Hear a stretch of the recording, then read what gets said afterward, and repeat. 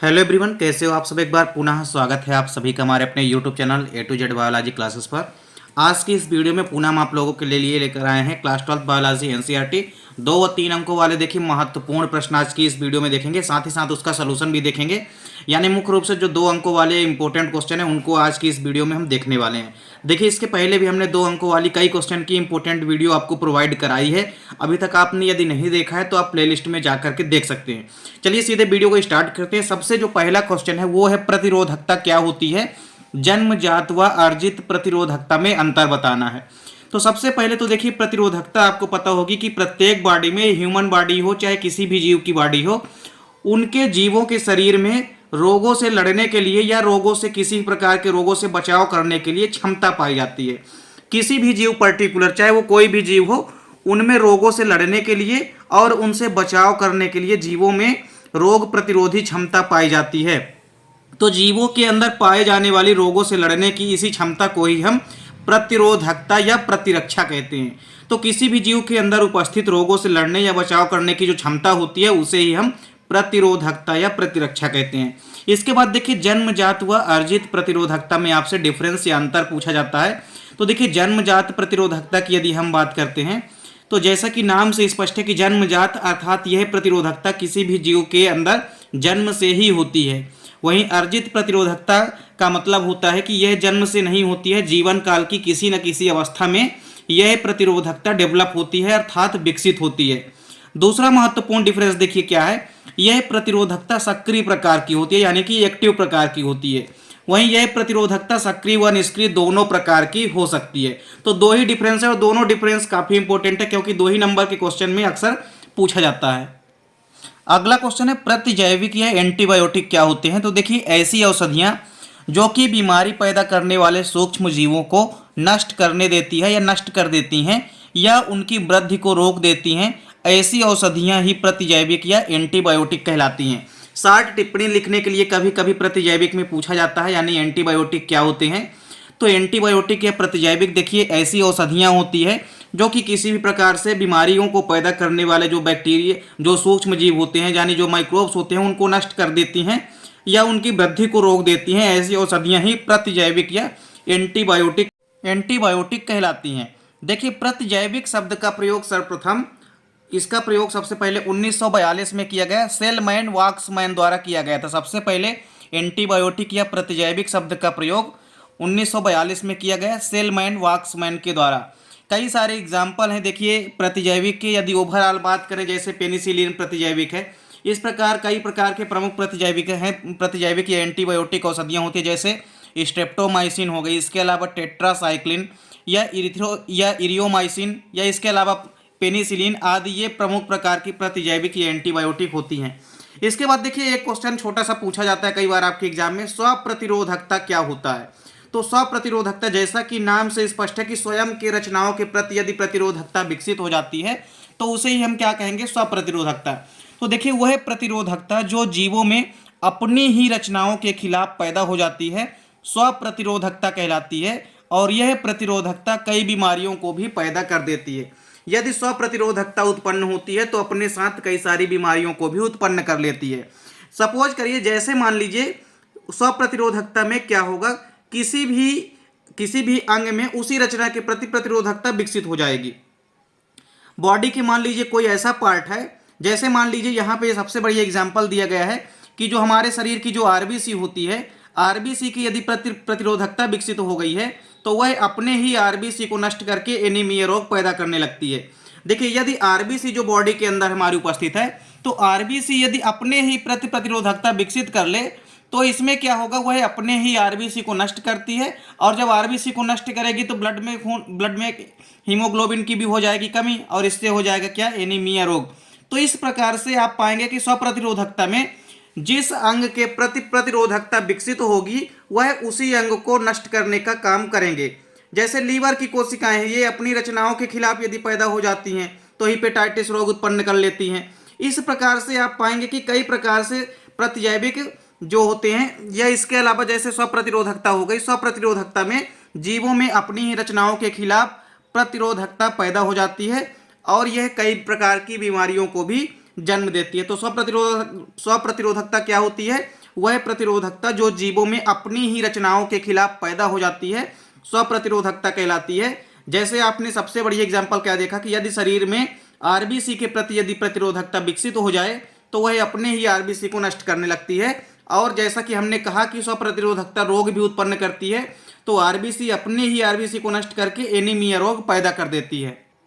इसके बाद देखिए अगला क्वेश्चन है साइकोट्रॉपिक औषधियाँ क्या होती है। तो साइकोट्रॉपिक औषधियाँ देखिए ऐसी औषधियाँ जो कि किसी भी व्यक्ति के अंदर चिंतन शक्ति यानी सोचने समझने की क्षमता तथा मानसिक प्रक्रिया को प्रभावित करती है, साइकोट्रॉपिक औषधियाँ कहलाती है। व्यक्तियों के अंदर कुल मिलाकर के मौजूद ऐसी औषधियाँ जो कि मनुष्य की चिंतन शक्ति एवं मानसिक प्रक्रिया को यानी किसी प्रकार से दिमागी तौर से प्रक्रिया को प्रभावित करती हैं, उन्हें ही हम साइकोट्रॉपिक औषधियाँ कहते हैं। और यदि साइकोट्रॉपिक औषधियों का निरंतर उपयोग व्यक्ति करता है तो उसके व्यवहार में यानी उसके बिहेवियर में और उसके होशो हवास एवं किसी भी प्रकार से जो बोधगम्यता है, सोचने समझने की क्षमता है, उनमें परिवर्तन हो जाता है। अतः इन्हें मनोदशा परिवर्तक औषधि भी कहा जाता है, क्योंकि यह मन को भी परिवर्तित कर देने वाली औषधियाँ होती है। तो साइकोट्रॉपिक औषधियों को हम मनोदशा परिवर्तक औषधि भी कहते हैं, क्योंकि यह सोचने समझने की क्षमता बोधगम्यता में भी परिवर्तन आ जाता है। इसके बाद देखिए इन औषधियों के लगातार सेवन से व्यक्ति इसका आदी भी हो जाता है। यदि लगातार कोई भी व्यक्ति साइकोट्रॉपिक औषधियों का सेवन करता है तो वह इसका आदी होने लगता है। इसके बाद देखिए आखिरी क्वेश्चन है इंटरफेरॉन क्या होता है।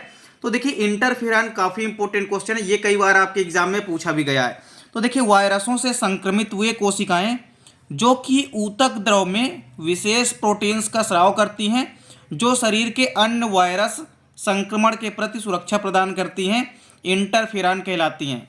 यानी नॉर्मली तौर पे आप समझें तो इंटरफेरॉन प्रति विषाणु प्रोटीन होते हैं जो कि बेसिकली एक प्रकार के विषाणु तो हैं ही, तो यानी ये प्रति विषाणु होते हैं जो कि दूसरे प्रकार के विषाणुओं को नष्ट करने का काम करते हैं। तो वायरसों से संक्रमित यदि कोई कोशिकाएं हैं जो कि ऊतक द्रव में एक विशेष प्रकार के प्रोटीन का स्राव करती हैं और ये प्रोटीन्स हमारे शरीर के अन्य वायरस संक्रमण के प्रति सुरक्षा प्रदान करती हैं, तो उसे ही हम क्या कहते हैं, इंटरफेरॉन कहते हैं। देखिए इस प्रकार इंटरफेरॉन जो होता है वह स्वस्थ पोषक कोशिकाओं को वायरल संक्रमण से सुरक्षा प्रदान करता है। यानी इंटरफेरॉन किसी प्रकार से वायरल संक्रमण से सुरक्षा प्रदान करता है बॉडी को। इंटरफेरॉन की खोज की यदि बात करें तो इसकी खोज सबसे पहले आइजैक तथा लिंडेमान नामक विषाणु वैज्ञानिकों ने किया था। तो देखिए इंटरफेरॉन भी काफ़ी इंपॉर्टेंट क्वेश्चन है, तो यहाँ पे जितने भी दो अंक वाले इंपॉर्टेंट क्वेश्चन है इनको आपको तैयार कर लेना है। यहाँ से कोई ना कोई क्वेश्चन डेफिनेट रूप से आपके एग्जाम में पूछा जाएगा।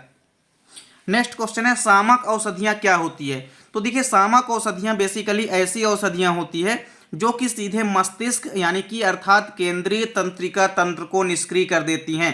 सामक औषधियाँ जो है सीधे ब्रेन पर अटैक करती हैं, यानी जो केंद्रीय नर्व सिस्टम है केंद्रीय तंत्रिका तंत्र पर सीधे अटैक करती हैं और उनको निष्क्रिय करने लग जाती हैं और ये शरीर को निश्चिंत कर देती हैं। इसके अलावा शरीर को सुस्त कर देती हैं तथा इसके अलावा स्वतंत्र कर देती हैं। बॉडी एकदम से पूरी तरह फ्री महसूस करने लगता है व्यक्ति अपने आप को।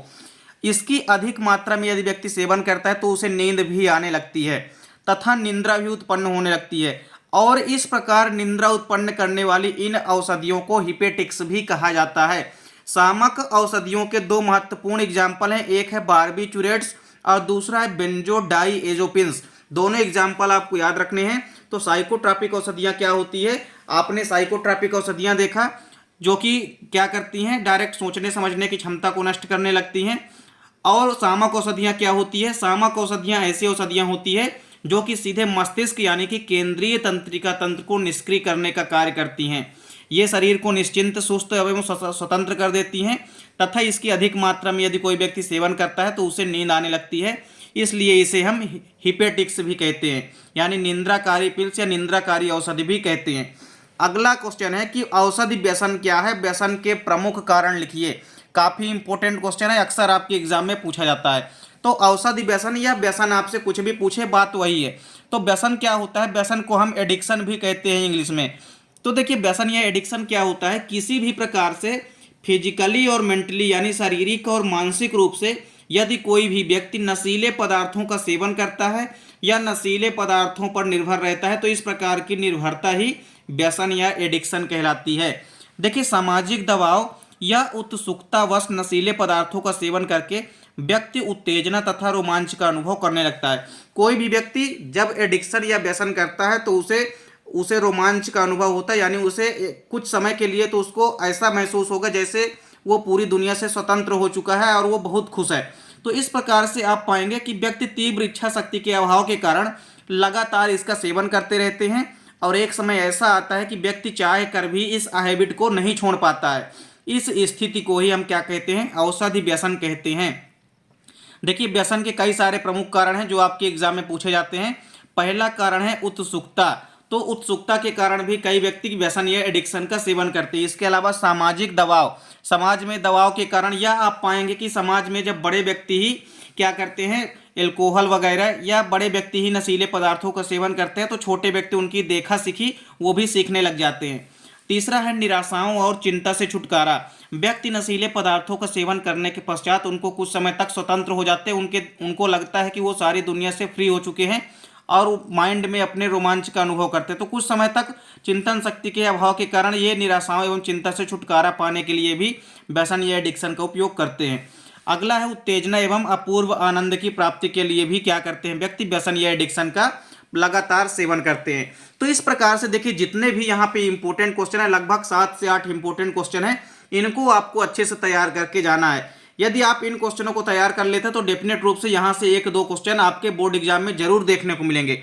उम्मीद करता हूँ दोस्तों वीडियो पसंद आई होगी। दोस्तों वीडियो अच्छी लगे तो लाइक और कमेंट जरूर कीजिए, साथ ही साथ दोस्तों के बीच ज़्यादा से ज़्यादा वीडियो को शेयर कीजिए। मिलते हैं दोस्तों नेक्स्ट वीडियो में, तब तक के लिए जय हिंद, वंदे मातरम।